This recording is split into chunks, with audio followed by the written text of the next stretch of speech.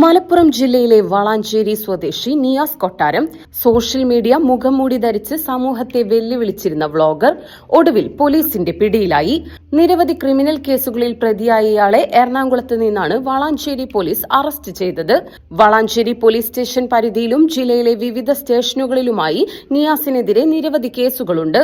പകൽ സമയം വ്യാപാര സ്ഥാപനങ്ങളിൽ പ്രമോഷൻ വീഡിയോകളും രാത്രിയായാൽ ജനവാസ കേന്ദ്രങ്ങളിലേക്കും റോഡുകളിലേക്കും കക്കൂസ് മാലിന്യം തള്ളുന്ന പ്രവൃത്തിയുമാണ് ഇയാൾ നടത്തി വന്നിരുന്നതെന്ന് പോലീസ് പറഞ്ഞു.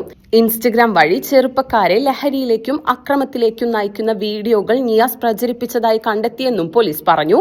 തുടർച്ചയായ സാമൂഹ്യവിരുദ്ധ പ്രവർത്തനങ്ങൾ കണക്കിലെടുത്ത് പ്രതിക്കെതിരെ കാപ്പ നിയമം ചുമത്താൻ പോലീസ് കോടതിയോട് ശുപാർശ ചെയ്തിട്ടുണ്ട്. വളാഞ്ചേരി SHO ആനന്ദ് ബാബുവിന്റെ നേതൃത്വത്തിൽ നിർമ്മൽ, SCPOമാരായ ശൈലേഷ്, വിമോഷ്, CPO തോമസ് ജോസഫ് എന്നിവർ ചേർന്നാണ് പ്രതിയെ എറണാകുളത്ത് നിന്ന് പിടികൂടിയത്. തുടർന്ന് തിരൂർ കോടതിയിൽ ഹാജരാക്കിയ പ്രതിയെ റിമാൻഡ് ചെയ്തു.